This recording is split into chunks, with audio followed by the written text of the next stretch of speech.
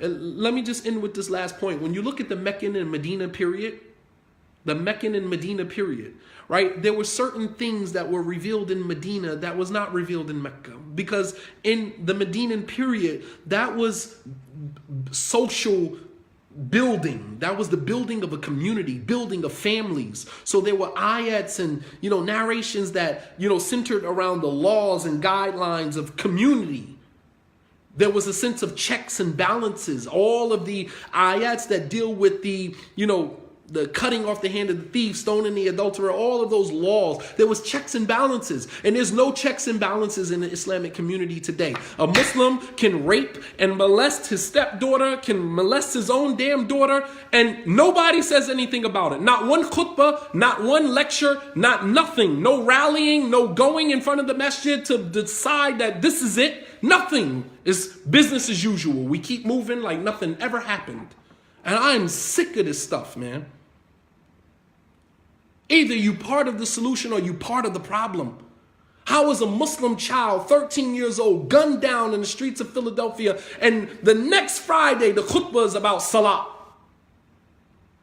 about dhikr, the dhikr of Allah? You gotta be kidding me, man. I mean, is this contrived? I mean, are we doing this purposely, or is there's a level, a degree of ignorance there and detachment? Tomorrow is Jumu'ah. We just had a young Muslim boy that was murdered by his stepfather. Look and see how many khutbahs tomorrow will be about the murder of Muslim children in the city of Philadelphia.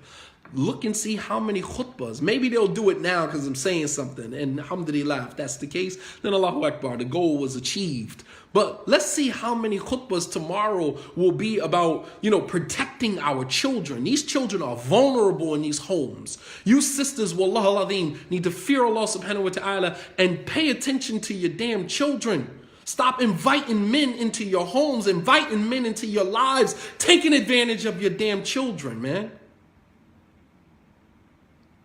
Gotta be kidding me, man. Being married can't be that serious that you would sacrifice the life of your children just to have a man who doesn't even respect you.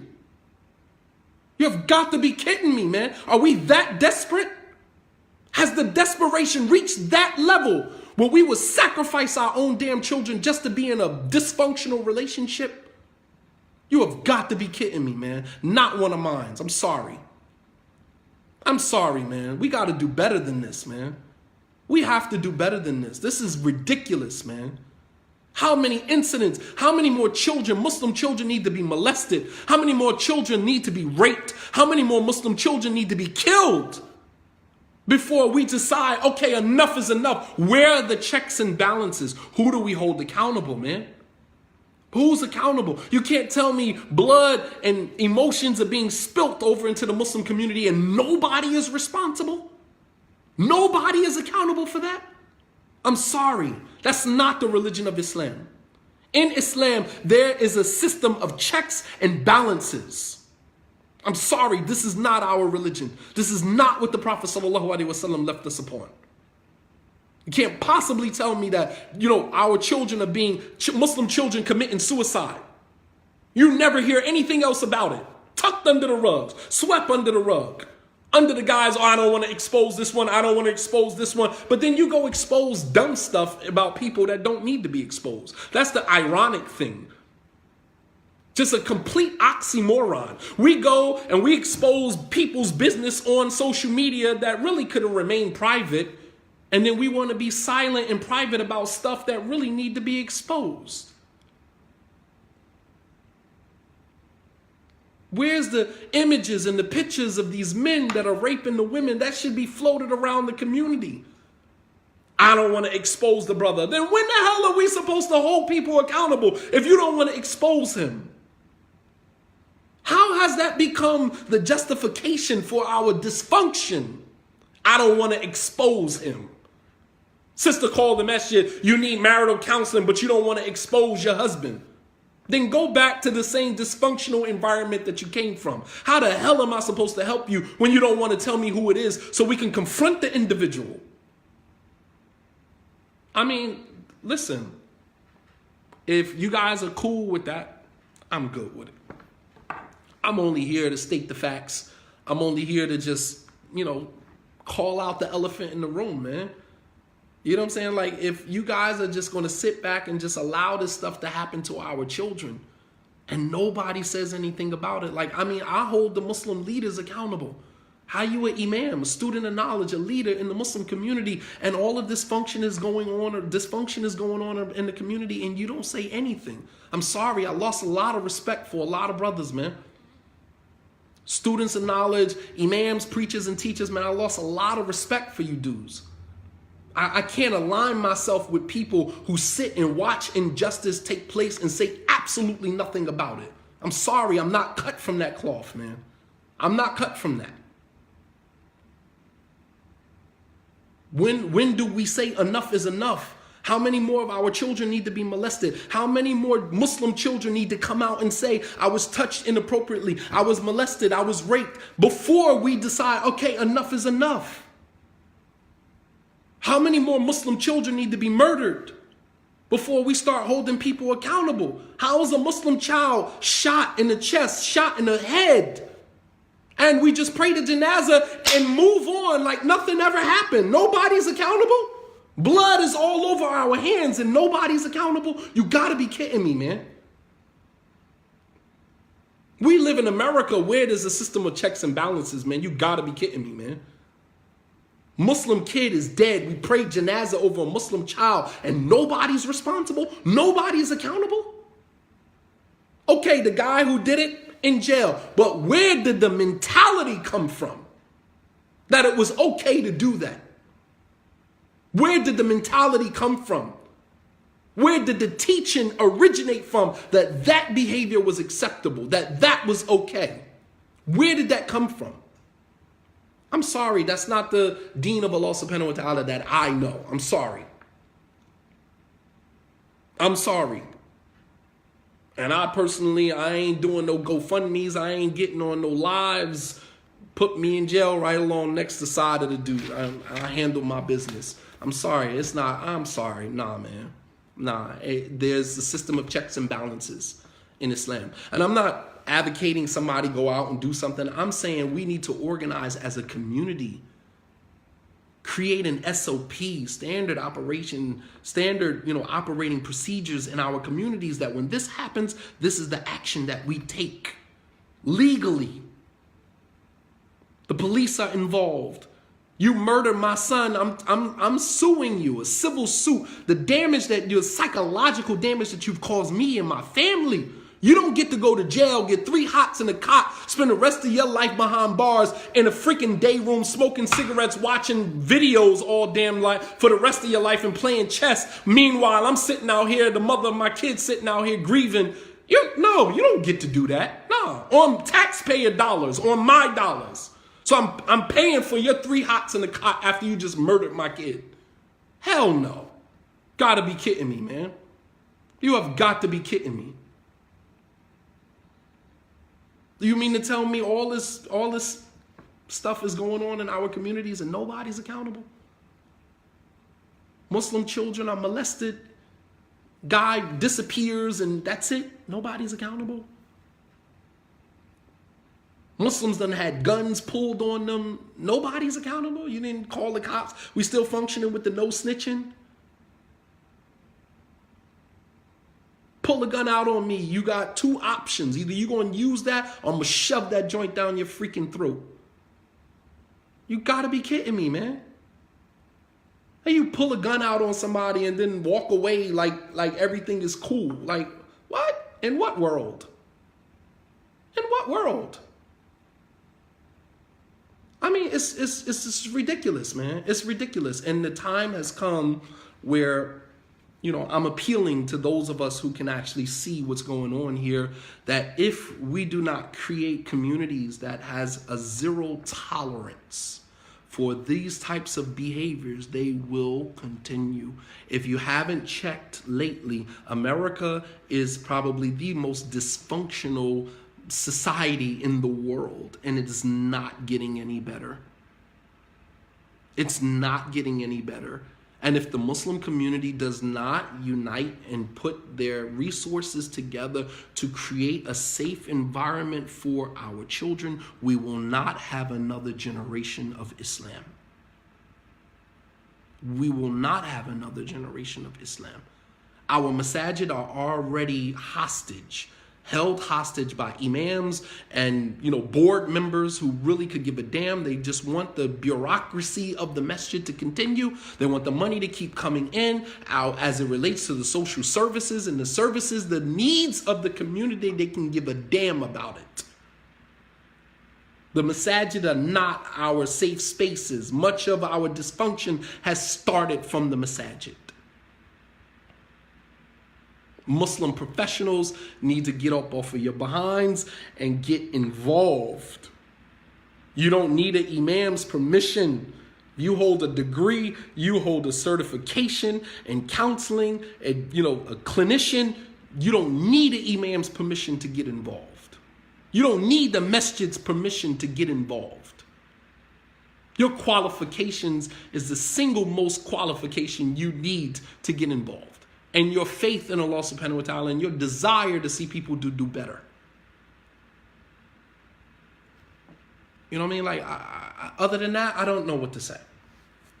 I don't know what to say. So, I mean, I don't really have a lot of time for questions, man, to be honest with you. It's almost 11 o'clock. I held you guys long enough.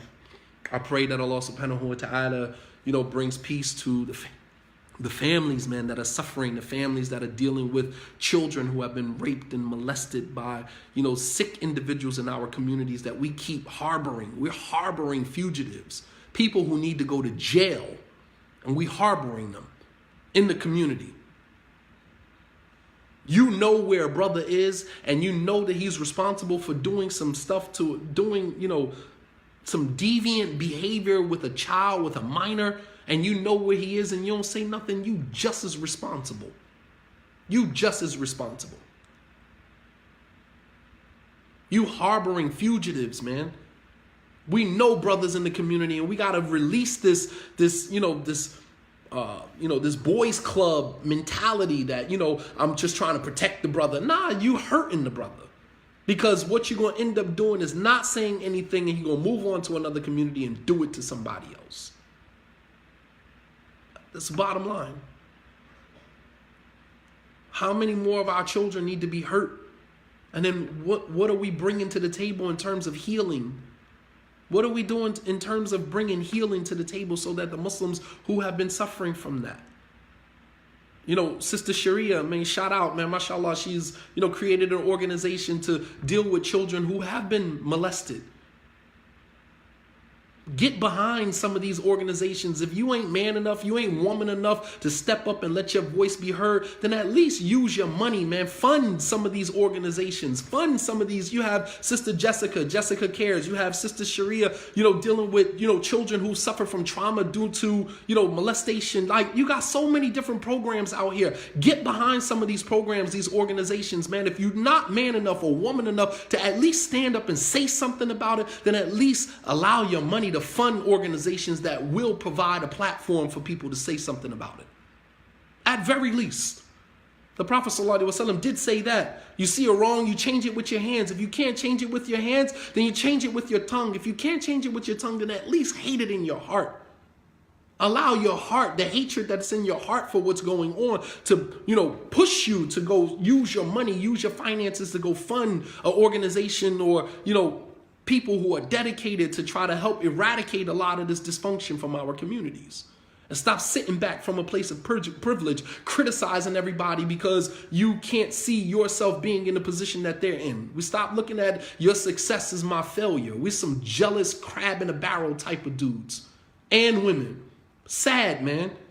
You don't want to do the work, and then when you see somebody else doing the work, you want to sit back and criticize. Sad, man. Are we letting all of our Negro out, man? We letting all of our Negro out in a religion that was supposed to help us eradicate a lot of this Negro behavior that we brought with us to Islam. And we letting it all out in the religion. Sad, man. It really is, man. I pray that Allah subhanahu wa ta'ala bring peace and solace and tranquility to the hearts and the families that are suffering. And I mean, like, I mean that with the utmost sincerity, man. I pray that Allah subhanahu wa ta'ala allow us to heal as a community, to heal and grow as a community, leading with compassion and mercy. I pray that Allah subhanahu wa ta'ala allow us to wake up out of this sleeping state that we've been in, and, you know, go get our children and bring them back to Islam. Bring them back to where they belong in this deen. I pray that I pray that you brothers and sisters stop sharing information, videos and information of people who you know have contributed to our dysfunction. Stop sharing that crap. Stop sharing the information. Because you're looking at one isolated statement from this brother or that brother. But then when you look at the whole picture and see that this person has been responsible for a lot of our dysfunction, freak this isolated comment that seemed like it's a good comment or good statement. You're helping to promote the dysfunction. Helping to promote the dysfunction. And at very least, man, start critically analyzing what's happening in front of you. And don't be afraid to call a wrong. If it's wrong, say it's wrong. Sister, you know the sister is working on her 7th, 8th marriage. And then we see her, mashallah, she's intended. Nah, I ain't no mashallah. Nigga, you've been married 10 times. The hell you mean, mashallah? Because he or she is intended now, but you've been married 10 times. There's something inherently wrong with that.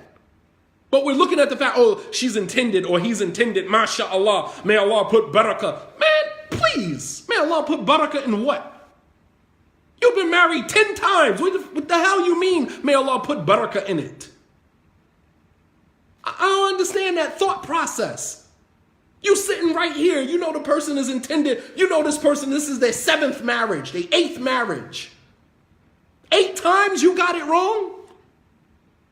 Come on, man. And then you're going to sit here and say, mashallah, may Allah put barakah in your marriage. How deluded are you, man? How detached are you? Why not say, I hope this, let me give you some woman-to-woman advice.